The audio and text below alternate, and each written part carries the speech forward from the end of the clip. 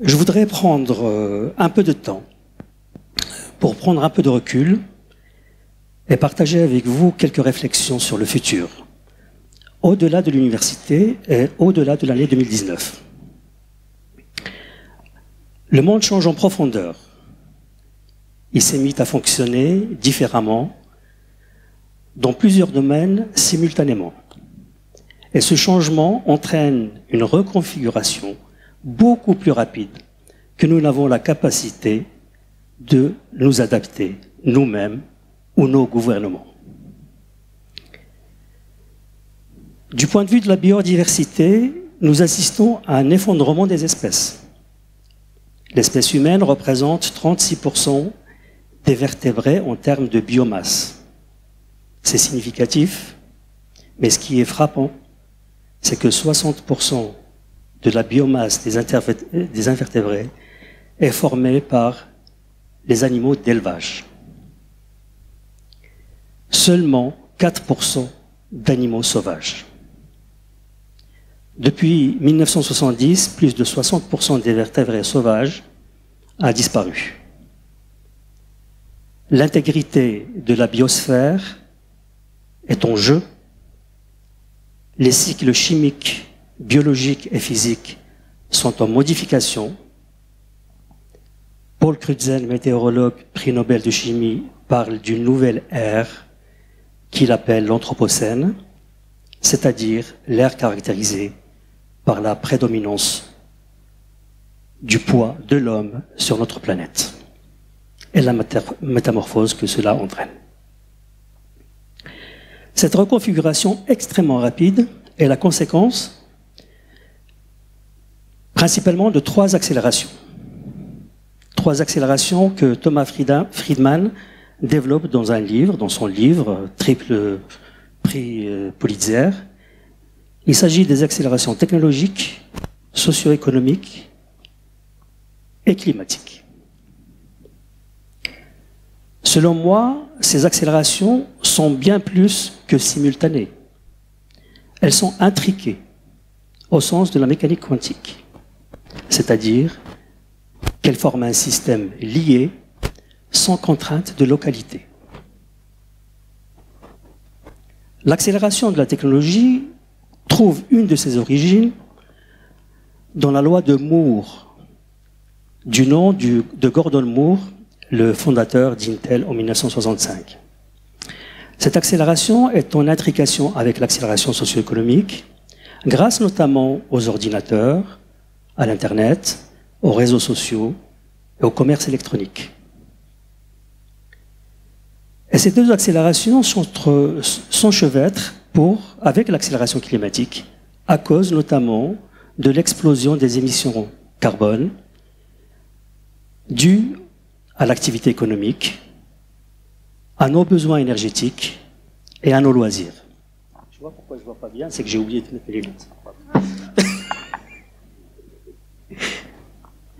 Bien. C'est ce processus qui nous a entraînés vers la situation critique actuelle. Qu'il s'agisse du climat, des migrations, de la pauvreté ou du nationalisme. Ce qui est dramatique, ce n'est pas seulement la dépendance de ces accélérations entre elles, mais l'hallucinante dynamique exponentielle avec laquelle tout cela se produit. Nous comprenons tous ce qu'est une accélération exponentielle. Mais en saisir la mesure est une autre affaire. Et je voudrais, pour l'expliquer, citer Brian Krasnick, 6e PDG d'Intel. Il est l'auteur d'une anecdote assez frappante et amusante, mais juste. Il fait l'analogie de cette accélération exponentielle de la technologie avec la coccinelle, Volkswagen coccinelle. Alors c'est quoi l'accélération? C'est la loi qui prédit le doublement de la puissance des ordinateurs tous les 2 ans à prix constant. Et tout ceci s'est vérifié pendant un demi-siècle. Il dit qu'une coccinelle améliorée au même rythme que la technologie dont on parle, roulerait aujourd'hui à 180 000 km/h, consommerait 1 litre tous les 800 000 km et coûterait 3 centimes à produire. C'est inimaginable, n'est-ce pas? C'est pourtant ce qui s'est passé sous nos yeux pour les microprocesseurs et le développement technologique. Il faut savoir que ce n'est pas fini. L'informatique et les logiciels augmentent encore la complexité du big data. Le big data lui-même, le cloud, c'est-à-dire le nuage, rendent la recherche d'une aiguille dans une botte de foin tout à fait accessible et possible. Grâce aux réseaux sociaux, ce ne sont plus les individus qui sont connectés, mais le monde entier est connecté. Un slogan de Qualcomm, cette entreprise de microprocesseurs, dit de télécommunications, quand les individus sont connectés, leur vie est transformée. Quand tout est connecté, la vie est transformée.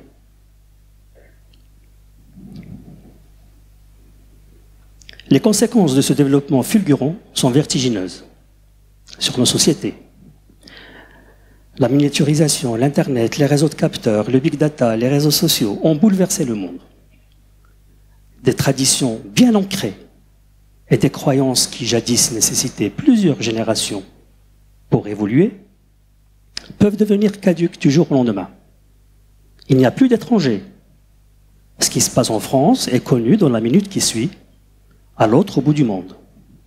Les êtres humains, bien que géographiquement distants, sont ultra connectés, aspirant au même progrès et au même épanouissement. Et je cite, « J'ai aussi des projets, je voudrais étudier, c'est vraiment un souhait, un objectif que je veux atteindre. Et c'est vraiment désagréable de voir que d'autres peuvent savourer l'existence et que soi-même, on ne peut pas partager ça avec eux. » Ces propos sont ceux de Rym, la petite Palestinienne, fondant en larmes et s'adressant à Angela Merkel. Des rimes, il y en a des millions sur Terre. Et il va bien falloir qu'ils accèdent à une vie digne et honorable. Il en va de notre morale et il en va de notre futur. Le problème est que ces fulgurances technologiques n'ont pas été accompagnées par des accélérations politiques, éthiques, réglementaires et sociales. Des gens se sentent menacés dans leur identité, leurs croyances. Et ce n'est pas leur smartphone ou l'accès aux réseaux sociaux qui va les rassurer, bien au contraire. Beaucoup préfèrent élever des murs, espérant se protéger. C'est ce qui se passe aux États-Unis, à la frontière avec le Mexique, le mur de Donald Trump. C'est ce qui se passe en Europe, avec la renaissance des nationalismes, l'isolement et les conséquences économiques, ainsi que les troubles sociaux que nous connaissons. Ajoutons à cela les stocks de matière, les rejets de gaz carbonique pour nos déplacements et nos loisirs.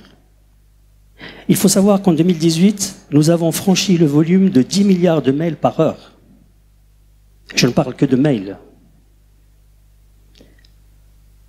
Ceci équivaut à la consommation, à la production de 15 centrales nucléaires en une heure. Je ne parle que de mails. C'est effrayant. L'homme est en train de sortir, effectivement, à mon avis, de l'Holocène, ce climat idéal qui lui a permis de sortir de ses grottes, d'inventer l'agriculture et de progresser. Il entre dans ce que j'ai nommé tout à l'heure l'Anthropocène. Le changement climatique, comme la technologie, est en accélération non linéaire. Toutes les analyses et les projections le prouvent. Alors quel futur pour la planète ? L'expérience humaine montre que l'histoire n'est pas déterministe. On ne peut prédire l'avenir en regardant simplement les histoires du passé. Ce que l'histoire permet, c'est de penser l'avenir de façon plus créative, en tirant les conclusions du passé. Actuellement, personne, je dis bien personne, n'est capable d'avoir une vision de l'avenir à 30 ans. C'est complètement déstabilisant. Même le libre arbitre est battu en brèche. Nos moindres faits et gestes, nos moindres envies et rejets sont connus, scrutés, à tel point que nos décisions ne nous appartiennent presque plus. Elles sont influencées et guidées par le big data et les grandes entreprises marchandes. D'une certaine façon, nos cerveaux sont déjà piratés. Et on prévoit le pire dans le futur. Que reste-t-il de l'humain avec la concurrence de l'intelligence artificielle? Qu'est-ce qui nous différencie des futurs robots de Boston Dynamics, cette spin-off du MIT, spécialisée dans la fabrication des robots humanoïdes? Eh bien, ce qui nous différencie, c'est la conscience. C'est la conscience, c'est ce qui nous sépare de la machine. Et je parle bien de conscience et non simplement d'émotions, qui sont elles-mêmes sans doute conséquences d'impulsions et d'interactions chimiques et biologiques, à l'instar des algorithmes. Je ne parle pas du cerveau qui est une entité physique de neurones, de synapses et d'entités biochimiques, mais bien de la conscience, cette faculté humaine dont on ne connaît presque rien et qui pourtant existe. Je parle de la conscience au sens psychologique, moral, philosophique à la fois. J'oserais même parler de la conscience au sens physique. Et je fais là un clin d'œil à un ami présent dans la salle et qui mène des recherches sur ce sujet. Je parle de conscience, ce flux d'expériences subjectives permettant la compassion, l'amour, les valeurs humaines. La conscience, sujet tellement difficile à appréhender que Bergson estimait que toute tentative de la définir conduirait à quelque chose de moins clair qu'elle. Alors agissons avec notre conscience et développons-la à son plus haut niveau pour un avenir fraternel et solidaire pour résoudre avec humanité les crises migratoires actuelles qui trouvent leur origine dans ces accélérations climatologiques, technologiques et sociales. Les couches de terre arable sont de plus en plus menues et rares, jetant un grand pan de l'humanité dans la misère et la pauvreté, poussant à la migration pour la recherche de terres plus clémentes.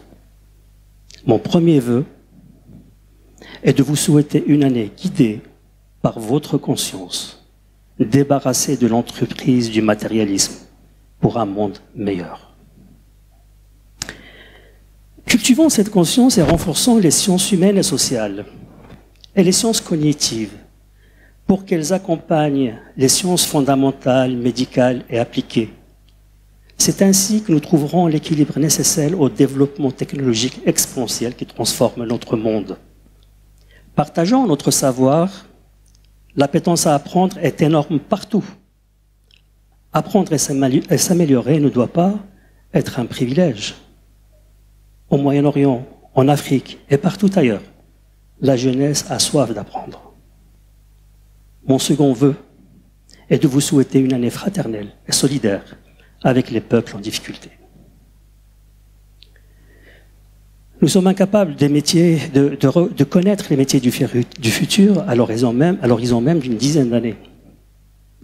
L'être humain devra continuellement se mettre à jour, tel un système d'exploitation ou un logiciel. Il devra se former plusieurs fois dans sa vie. Et c'est là que nous, communauté universitaire, communauté privilégiée,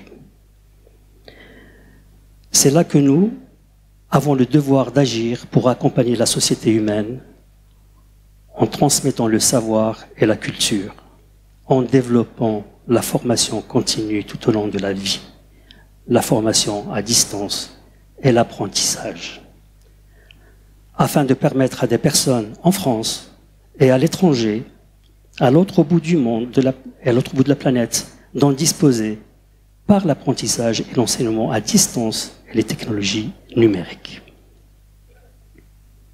Eh bien, écoutez, sans transition, je donne la parole à Laurence Rick, vice-présidente et directrice de la formation continue, afin qu'elle veuille bien nous faire une rapide présentation, un rapide panorama sur ce qui a été fait à l'Université de Franche-Comté dans le domaine de la formation tout au long de la vie, la formation continue et de l'apprentissage. Merci Laurence.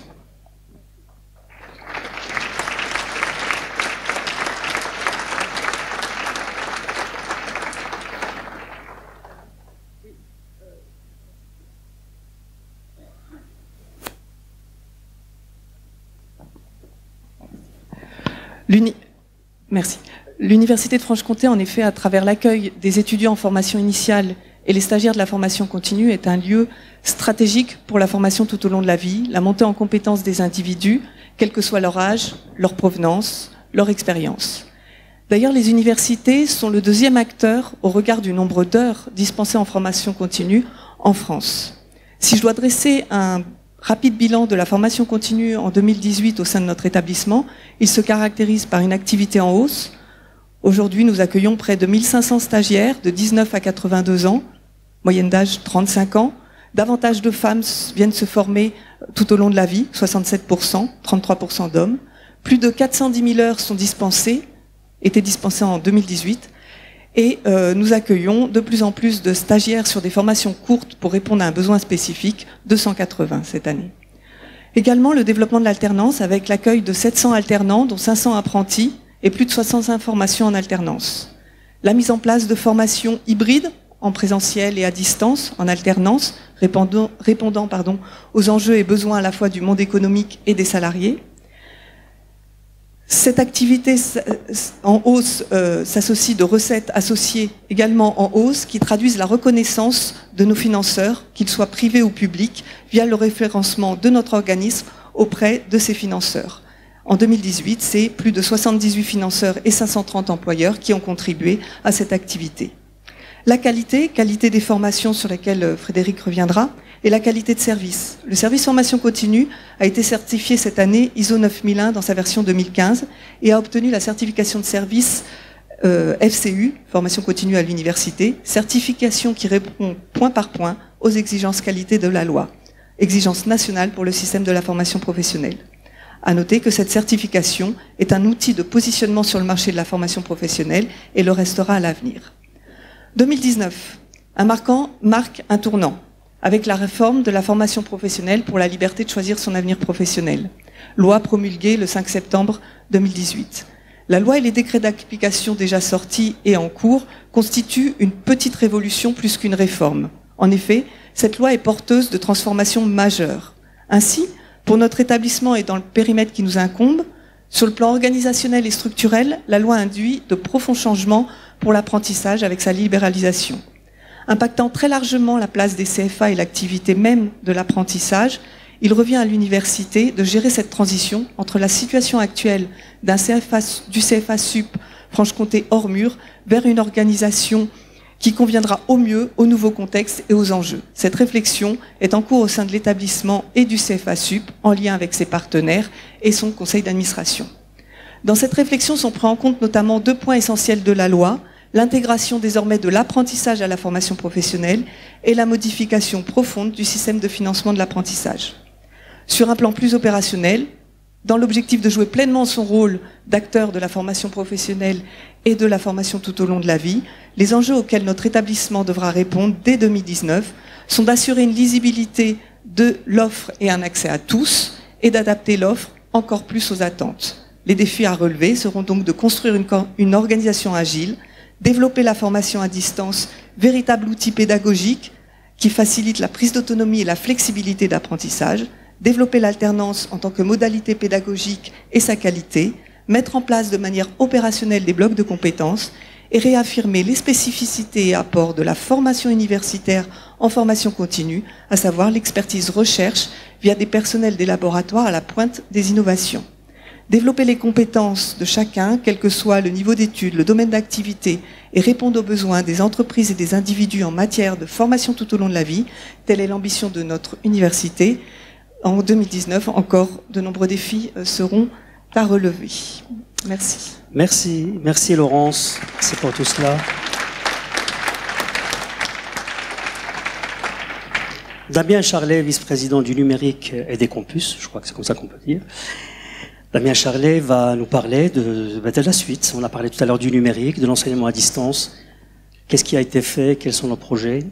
Alors effectivement, hein, comme vient de le signaler Laurence à l'instant, hein, la société évolue, les besoins en contenu de formation, mais aussi en modalité évoluent, et la formation à distance devient un besoin criant, de plus en plus prégnant, qui nous est demandé régulièrement, mais on a à l'université une expertise dans ce domaine depuis très longtemps.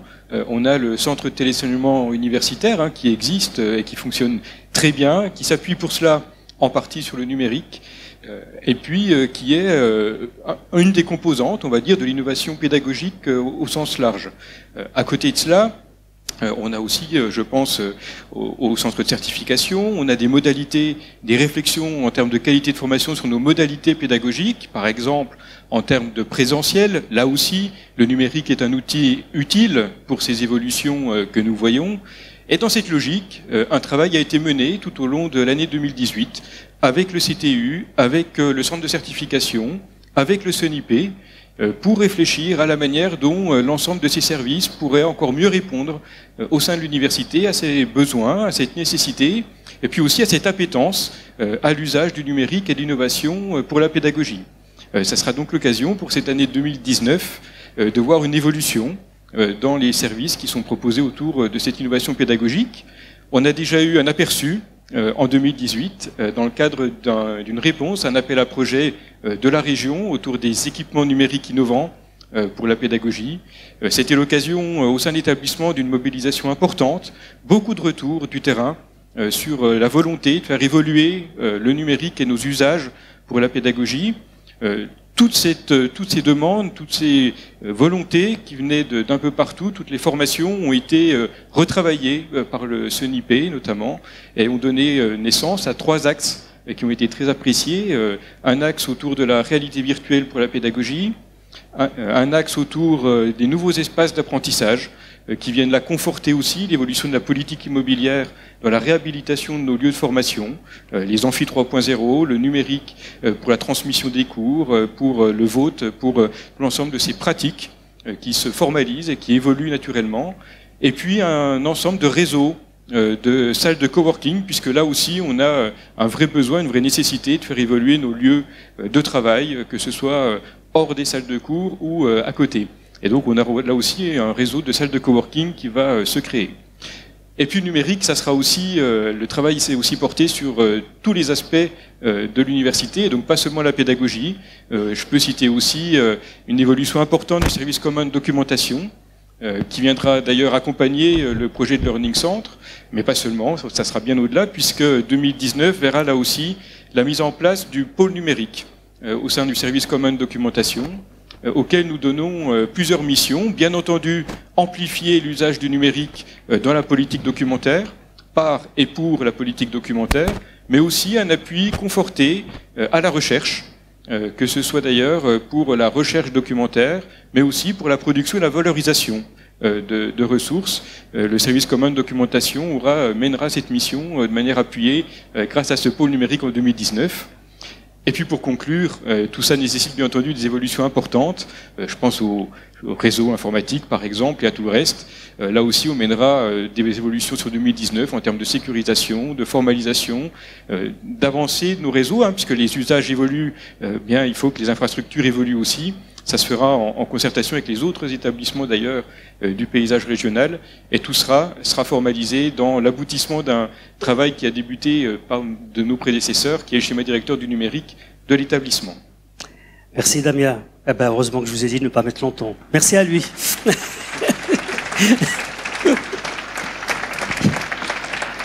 Bien, c'est au tour de Frédéric Muard, vice-président formation et vie étudiante, de nous parler un petit peu de ce qui s'est fait en termes de formation et de qualité. Merci à toi, Frédéric. Merci. Le champ de la formation étant tellement large, effectivement, je focalisais sur une démarche dont nous avons déjà parlé, qui est la démarche unique de la qualité des formations et d'amélioration continue que nous avons initiée en 2016 à l'Université de Franche-Comté, et qui est basée sur notre propre référentiel déjà utilisé lors de la dernière évaluation HCERS. Alors le travail de sensibilisation qui a été conduit au niveau des équipes pédagogiques dans la phase expérimentale, en fait, s'est traduit en 2018 par le déploiement de la démarche à l'échelle de l'université, Cela contribue à la diffusion de la culture qualité qui, cela ne vous aura pas échappé, est un élément structurant de la politique de l'établissement. 2 volets importants ont été conduits. Le premier qui a été réalisé par le DAC, qui est notre dispositif transversal d'appui à la qualité, et qui se traduit par un engagement de toutes les directions de composantes et des présidences de collégium. Et puis le second est la mise en place d'une formation à l'approche programme et compétences réalisée par 2 de nos enseignants-chercheurs experts. Ainsi, ce sont 97 collègues qui ont été formés et déjà 67 équipes pédagogiques qui sont impactées. Donc, ce qui est quand même une belle avancée. Alors 2 niveaux sont visés pour la formation. Le premier est un engagement systématique dans cette démarche d'amélioration continue. Et puis le second, plus exigeant, est un label UFC qui concerne les formations les plus engagées et qui est en quelque sorte une marche vers les labels européens ou internationaux. Et grâce à l'évaluation externe réalisée par le réseau Figure, eh bien, ce sont 9 parcours de licence et de master qui ont été labellisés en 2018 en informatique, en énergie ou en géographie. Donc 2019 verra donc la poursuite de l'inscription des programmes de formation dans ce processus d'évaluation et de labellisation. Et pour conclure, cette démarche qui vise à développer 4 axes, donc le lien formation-recherche, le lien avec le monde socio-économique, et on fait bien ici justement le lien avec la formation tout au long de la vie, l'évaluation par les étudiants et la transformation pédagogique. Et ces dynamiques de transformation pédagogique dont Damien vous a parlé, avec l'évolution du SUNIP-CTU et l'appel à projet région, s'accompagne du recrutement d'un nouvel conseiller pédagogique et puis bien sûr la mise en œuvre des actions du projet NCU Rythme BFC. Très bien. Eh bien, je passe la parole. Merci. Merci beaucoup, Fred. Bien, la parole maintenant est à Antoine Guillemet, directeur des relations internationales et de la francophonie, qui va nous dire un petit peu quel est le paysage de l'international pour l'Université de Franche-Comté et quelles sont les perspectives. Merci. Donc pour dresser un rapide bilan de l'année écoulée en 2018, nous avons signé plus d'une vingtaine d'accords au niveau Erasmus et environ 35-40 accords hors Erasmus. Autant d'accords qui sont venus grossir les quelques 300 accords internationaux qui existent déjà à l'Université de Franche-Comté. Cela permet pour l'année universitaire 2018-2019 à quelques 350 étudiants de l'université ici de partir en mobilité à l'international. De fait, en 2018, nous avons avant tout mis l'accent sur la promotion des accords existants, tant au sein de l'UFC qu'auprès de nos partenaires à l'étranger. Cette politique vise à activer ou à relancer certains accords en privilégiant, en remettant au cœur les mobilités étudiantes. Ainsi, l'UFC accueille encore cette année quelques 2500 étudiants internationaux qui effectuent leurs études en français. Plus de 6000 étudiants internationaux si l'on inclut les stagiaires du CLA. Cette politique de renforcement sera poursuivie en 2019. La stratégie internationale, si je devais vous en parler, pourrait se résumer en une seule phrase. C'est un développement des coopérations sur la zone Asie-Océanie, un renforcement des accords en Europe et en Amérique du Nord, et enfin une politique de soutien en Afrique et en Amérique latine. À ce titre, nous avons redéfini le programme des bourses Victor Hugo de manière à privilégier les partenaires de l'Université de Franche-Comté dans cette région du monde. Sur la coopération franco-suisse, nous avons obtenu la prolongation de la deuxième phase du projet Communauté du Savoir pour une année. Cette prolongation va viser à pérenniser ce projet en dehors des financements Interreg à l'horizon 2020. La direction des relations internationales et de la francophonie et la direction de la recherche et valorisation travailleront étroitement ensemble pour parvenir à cet objectif. En effet, la recherche est aujourd'hui au cœur de la coopération franco-suisse, avec le souhait, à moyen terme, d'un rapprochement avec le collégium SMILE. La direction des relations internationales travaille également étroitement sur des projets internationaux liés à l'olympisme, en vue des JO 2024. Un dépôt de label Université Olympique a été effectué en 2018 par le vice-président à l'olympisme Génération 2024, Monsieur Éric Monin. Présent. Voilà. Donc l'Université de Franche-Comté espère avoir confirmation très prochainement de l'obtention de ce label, ce qui ferait d'elle l'une des toutes premières universités en France à obtenir ce label Université Olympique. Enfin, pour terminer là-dessus, et toujours sur la labellisation, l'Université de Franche-Comté travaillera dès 2019 à l'obtention du label Bienvenue en France, qui s'attache à reconnaître la qualité de l'accueil des étudiants internationaux.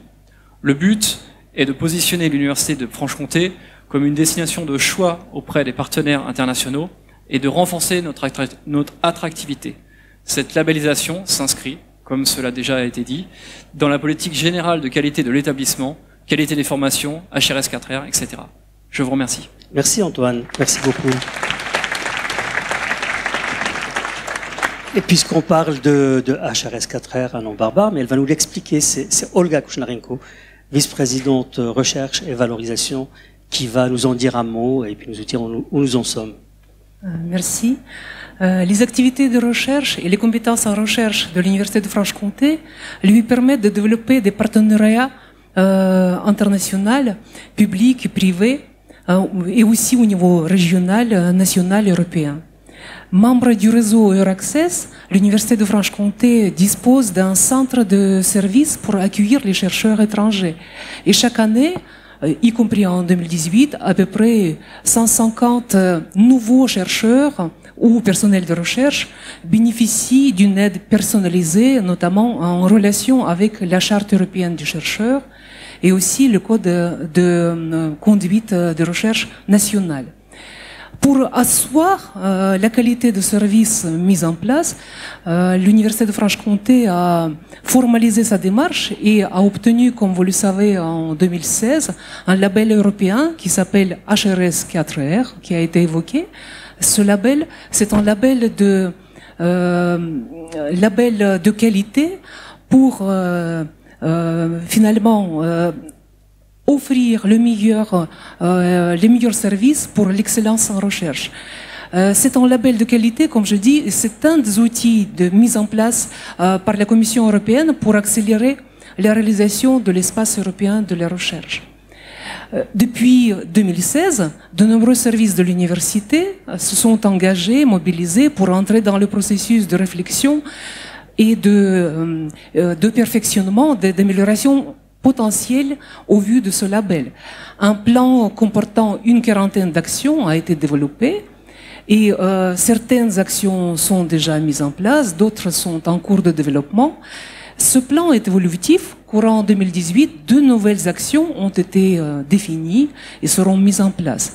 Il s'agit par exemple d'accompagner et de favoriser les parcours professionnels des personnels, de bien informer les chercheurs des questions de confidentialité, de propriété intellectuelle. Il s'agit aussi d'offrir les services d'accompagnement pour le montage de projets européens, d'accompagner le dépôt de brevets, mais aussi accompagner la création d'entreprises si les chercheurs le souhaitent. Par ailleurs, le fait que l'établissement soit détenteur déjà de ce label, ça démontre que l'UFC s'inscrit déjà dans l'espace européen de la recherche et donne à ces chercheurs un réel avantage pour candidater à des appels à projets européens. Nous avons établi un premier bilan, dit bilan mi-parcours, qui a été envoyé fin 2018 à la Commission européenne. Et nous continuons les actions pour préparer l'inspection sur place qui est prévue courant l'année 2020 pour le renouvellement du label HRS 4R. Bien, eh bien merci Olga. Donc, pour résumer, ce label européen pour la qualité d'accueil des chercheurs étrangers, c'est un label que nous avons déjà. Mais comme tout label, il faut le renouveler. Donc à chaque fois, il y a du travail continu qu'il faut mener, et c'est ce que nous faisons actuellement. Merci. Alors, la parole ensuite est à Claire Dupoué, vice-présidente des politiques culturelles, qui va nous dire un petit peu ce que nous avons fait sur ce sujet-là. Quel bilan, quel résultat, quelle perspective. Bonsoir. J'ai préféré, en termes de bilan, plutôt que de parler de tout ce qu'on a fait en matière de politique culturelle et de culture scientifique, parler d'un fait marquant qui a été l'opération Vivo, entrée en nature. Fait marquant parce qu'il rentre singulièrement en résonance avec ton introduction, Jacques. L'idée était d'observer et de voir ce que nos recherches et ce que nos chercheurs et laboratoires avaient à dire sur ces liens entre l'homme et la nature, qui place effectivement la technologie au milieu de ces liens entre l'homme et la nature, et de voir ce qu'on en fait, de voir aussi comment des artistes s'en emparent et quel regard croisé on pouvait organiser entre artistes et chercheurs sur cette question, pour la donner en pâture, j'ai envie de dire, aux citoyens, au grand public, aux familles, aux scolaires. C'était Vivo avec l'ensemble des établissements enseignement supérieur et recherche de Bourgogne-Franche-Comté. Voilà, c'était un fait marquant aussi parce qu'il a permis d'inaugurer un travail sur le thème de la culture et de la culture scientifique avec l'ensemble des 7 établissements du BFC et qu'il a rayonné sur le territoire Bourgogne-Franche-Comté. En matière de bilan, c'est près de 35 000 personnes qui ont pu bénéficier des actions tout au long de l'année sur l'ensemble du territoire. On a décidé d'agir avec des modes opératoires très très variés qui vont de balades dans la nature à 2 temps forts à Dijon et à Besançon. Donc c'est un bilan qui est très positif. Et si je me concentre un peu sur Besançon, où on a organisé pendant la fête de la science un temps fort, ici même sur le campus de la Boulois, qu'on imagine souvent éloigné et inaccessible des populations, c'est en travaillant avec 85 partenaires, en faisant une proposition de 60 actions pour le public. C'est finalement 8000 personnes qu'on a accueillies ici sur 4 jours, dans 1500 scolaires, ce qui est vraiment le signe pour moi d'une appétence forte, vraiment sur cette mise en culture et ces réflexions, mais qui soit approchée de façon ludique, conviviale et sympathique pour le public. Je voulais dire aussi que devant le succès de l'opération qui est inscrite dans le plan de mandat de la présidente de région, qui est très fortement soutenue par la région Bourgogne-Franche-Comté, que je remercie ici, nous travaillons à un nouvel événement pour 2020 ou 2021, à nouveau ensemble, porté par UBFC. Et puis, non, j'avais l'idée de parler pour 2019 de 2 nouveaux chantiers, en fait. Je vais être très rapide. Le premier chantier qui me tient à cœur et qui résonne aussi, c'est de se préoccuper de notre patrimoine scientifique, artistique, architectural, pédagogique, parce que c'est quelque chose qu'on n'a jamais vraiment mis en place de façon structurelle dans notre université. On a fait des actions, on a valorisé, etc. Là, l'objectif est de mettre en place un comité d'orientation stratégique avec l'ensemble des musées, des conservateurs, de la DRAC, du service d'inventaire, de l'UB qui a un conservatoire et qui porte un programme spécifique pour BFC, pour vraiment structurer ça, parce qu'effectivement le passé ne permet pas d'éclairer le futur, mais quand même en regardant passé et présent, on peut avoir des éclairages particuliers. Et le second chantier se concentre plus particulièrement sur la politique culturelle pour les étudiants. Comment favoriser une créativité, une ouverture sur le monde et sur la société pour les étudiants à travers l'émotion qui est générée par les arts et par la culture. Donc voilà, c'est un chantier qu'on met en place. La CEVEC, la contribution vie étudiante campus, permet d'ouvrir ce chantier en même temps que de nombreux autres qui touchent toute la vie étudiante, le handicap, l'accueil du handicap, l'engagement étudiant, le sport, voilà. Merci Claire, merci beaucoup.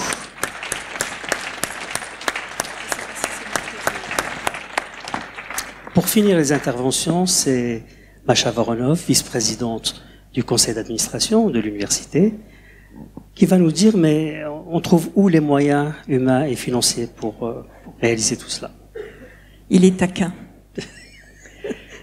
C'est sûr que pour l'université de Franche-Comté, les ressources, elles sont essentielles pour soutenir l'ensemble des projets qui ont été présentés, pour accueillir au mieux les étudiants et pour poursuivre notre évolution. Pour la rentrée 2019, nous avons réussi à préserver la campagne d'emploi. Alors quand on le dit comme ça semble quelque chose de normal, sauf que pour moi qui étais la semaine dernière à Lille pour le compte de la HCERS, je suis arrivée dans une université avec le comité de la HCERS où l'ensemble des emplois, la campagne d'emploi a été supprimée au regard du déficit qui existait. Donc pour 2019, notre campagne d'emploi est quasiment, est maintenue. L'université dispose maintenant de finances assainies. Nos indicateurs sont plutôt vert clair, on va dire. Mais c'est un enjeu de maintenir nos ressources au niveau dont on a besoin pour poursuivre l'évolution de cette université et faire face aux défis, aux nombreux défis qui ont été tracés à la fois par Jacques et par l'ensemble des vice-présidents. Et tout cela serait impossible sans l'investissement de l'ensemble de la communauté universitaire. Et il faut vraiment le souligner. Parfois nous avons des désaccords, mais nous avons tous la même volonté chevillée au corps de soutenir et de développer notre université.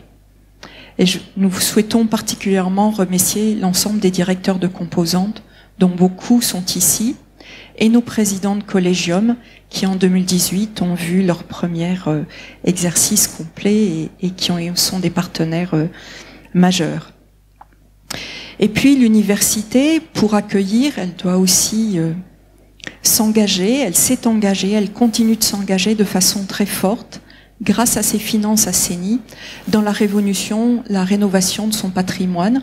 Nous n'en avons pas beaucoup parlé cette fois-ci, nous en avions parlé les fois précédentes, mais c'est vrai que la signature du contrat territorial de la métropole de Besançon avec la région Bourgogne-Franche-Comté, comme partout ailleurs en Bourgogne-Franche-Comté, est un élément majeur de 2018 qui va impacter l'évolution, la rénovation des locaux et des conditions d'accueil des étudiants, des chercheurs et de l'ensemble du personnel, tant à Besançon que dans le Nord Franche-Comté. Merci beaucoup, Macha.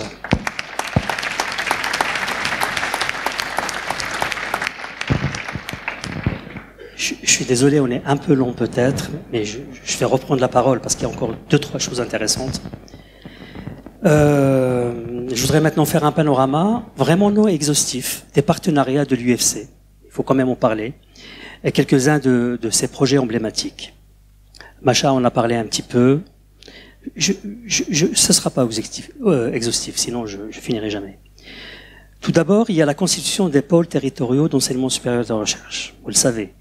L'idée est de construire une chaîne de valeur pour le territoire en encourageant ses spécificités économiques, sociales et académiques.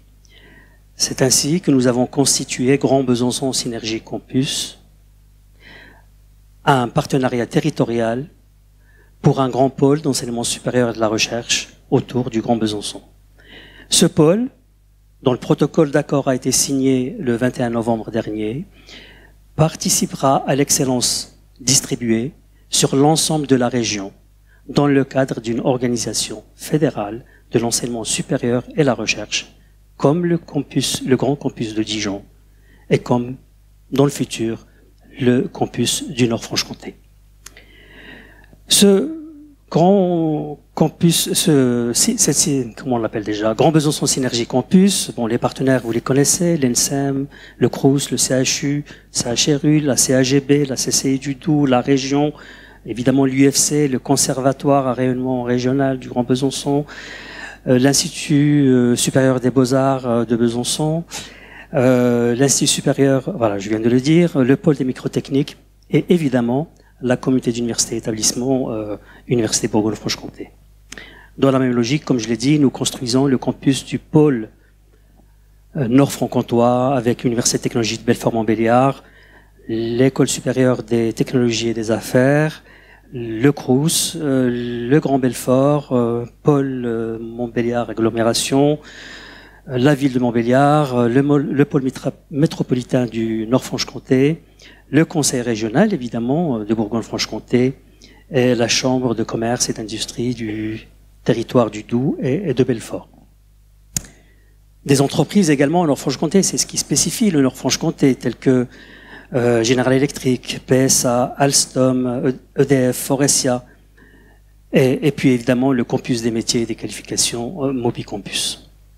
Le pôle véhicule du futur, la vallée de l'énergie, Numérica, il y a plein d'acteurs. Donc j'essaie d'aller vite. Concernant les projets d'envergure, un chiffre a l'avantage de donner une idée du travail accompli. Il faut le retenir. De 2015 à 2025, nous aurons levé, si je peux dire, 140 millions d'euros pour les projets universitaires, et donc pour le patrimoine en particulier. 140 millions d'euros. L'Université de Franche-Comté sur 140 millions d'euros, mais 17 millions d'euros sur ses fonds propres. Quels sont ces projets? L'éco-campus de Belfort, la grande bibliothèque, projet emblématique, qui est maintenant lancé, le Learning Center, pas loin d'ici, de la Boulois, deux nouveaux bâtiments pour notre école du biomédical, l'ISIFC, un beau projet Area Sport pour le développement du sport à l'université pour les étudiants et au-delà des étudiants pour les quartiers avoisinants. Le Jardin des Sciences, qui va donc se trouver ici, à la Boulois, pas loin d'ici. Le Centre de développement bio-innovation. Le projet territoire innovation de grande ambition qui est mené en Nord-Franche-Comté avec Montbéliard et Belfort. Et évidemment, la Maison universitaire de l'éducation.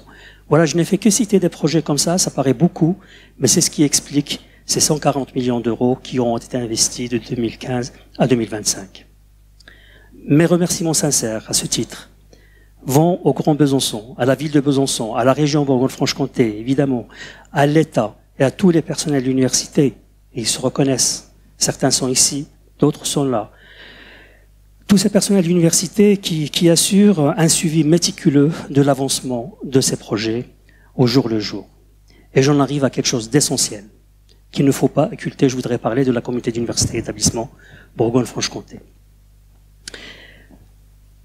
En fait, je veux parler des partenariats avec les établissements d'enseignement supérieur de la recherche, Université de Bourgogne, NSEM, UTBM, BSB, l'École de commerce de Dijon, AgroSup et l'ENSAM de Bourgogne.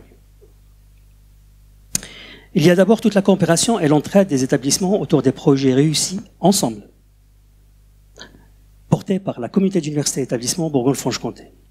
Je veux parler de l'ISIT, je veux parler de l'école universitaire de recherche, je veux parler des nouveaux cursus universitaires, je veux parler des masters internationaux.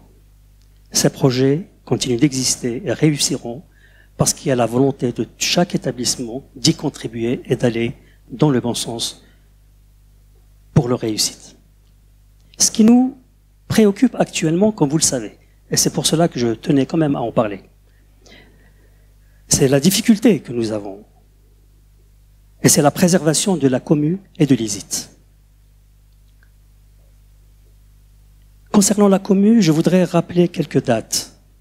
Ce sont des dates clés afin que vous puissiez mesurer le chemin parcouru. La commu a été pensée en 2013 avec nos partenaires de l'UB, en particulier Alain Bonin, qui est en face de moi, président de l'Université de Bourgogne. La commu a été créée par décret en mars 2015. La commu, grâce à ses établissements fondateurs, a été lauréate du projet ISIT, le projet d'excellence. Je donne des dates.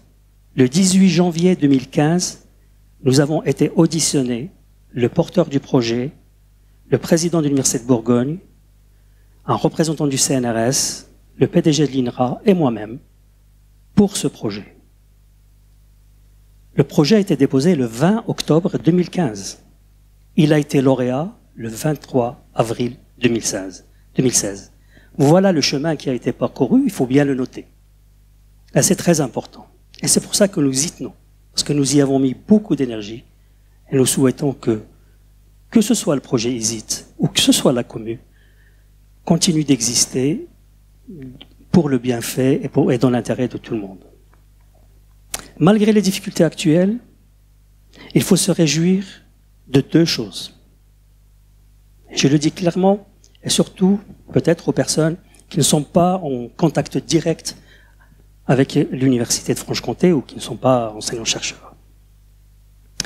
Nous avons acté la confirmation, je m'adresse à la vice-présidente de région, du territoire Bourgogne-Franche-Comté dans son ensemble, comme territoire de coordination territoriale pour l'enseignement supérieur et la recherche. C'est pas quelque chose d'anodin. Dans beaucoup de régions, ça s'est pas passé comme ça. Les gens, le territoire, la notion de territoire définie par la ministre, Madame Vidal, vous faites ce que vous voulez. Vous pouvez sortir de votre région. Nous avons donc acté la confirmation de la coordination de l'ESR au niveau de la région Bourgogne-Franche-Comté. C'est extrêmement important. En plus de cela, nous avons acté la continuation du schéma de commu université Bourgogne-Franche-Comté tel que nous l'avons imaginé au départ. Je vous invite à ce titre, vous allez justement sur des moyens numériques, je ne citerai pas le moteur de recherche, et vous regardez état des communes. Je vous invite à regarder les évolutions des communes dans le cadre des nouvelles ordonnances. La majorité vont s'arrêter. Que ce soit à Montpellier, que ce soit à Bretagne, que ce soit... La majorité va s'arrêter. Nous continuons, nous, notre commune. Mais il faut bien qu'on réfléchisse comment apaiser la situation, comment on l'appelait, de concurrence entre peut-être des universités assez équivalentes et d'apaiser la concurrence territoriale, puisque cette grande région n'est pas si ancienne. Elle est après tout assez récente. Alain Bonnat et moi-même, ainsi que les chefs d'établissement d'enseignement supérieur et recherche, sommes clairs dans notre esprit, pour reprendre ton expression. Voilà. Sur un territoire aussi vaste, il n'existe pas en France de fusion d'universités. Il faut vraiment uniquement regarder les choses clairement. L'UB et l'UFC ne sont pas comparables à Metz et Nancy. Les deux ex-universités n'avaient pas des poids relatifs comparables à l'UB et l'UFC. Il faut être raisonnable. Si l'on veut vraiment faire des comparaisons, il faut comparer la région Bourgogne-Franche-Comté à la région Grand Est, presque égale en termes de géographie.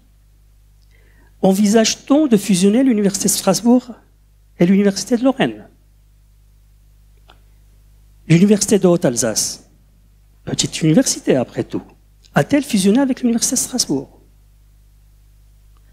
Le schéma d'université fédérale que nous avons imaginé en 2013 et qui permet l'union des forces de ses membres est un schéma unique en France.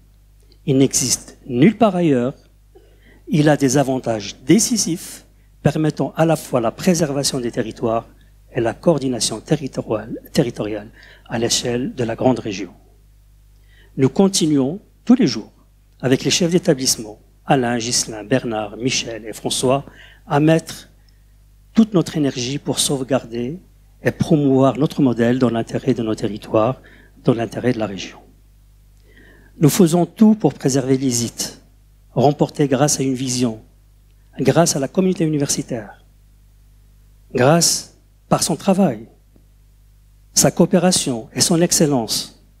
Nous sommes conscients qu'il s'agit d'un sursis que le ministère nous a octroyé plus que d'un véritable délai supplémentaire pour faire nos preuves. J'en finis là et je nous souhaite une communauté d'université et d'établissements apaisée, forte, à l'écoute et au service de tous les territoires de Bourgogne-Franche-Comté. Et bonne année 2019.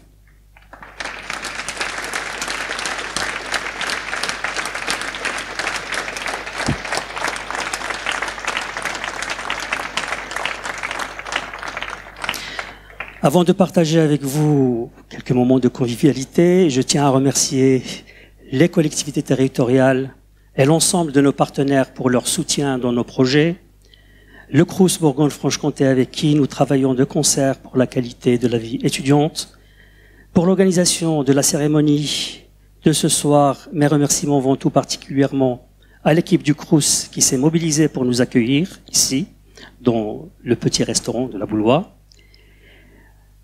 Artefac, qui nous ont gratifié d'un excellent spectacle, d'une excellente performance au début. Artefact, une association réunissant des étudiants, c'est une association sportive de l'Université de Franche-Comté. Et le jazz band de l'orchestre universitaire que nous allons écouter tout à l'heure, ainsi que la cellule vidéo de l'UPFR des sports et nos services intérieurs, évidemment, et le service de communication qui a fait là un excellent travail. Je terminerai ici en remerciant l'ensemble des équipes de l'université qui contribuent au quotidien à faire de notre établissement universitaire reconnu, engagés dans la recherche, œuvrant pour des formations de qualité et s'adaptant aux nouveaux enjeux de la société. Merci à vous.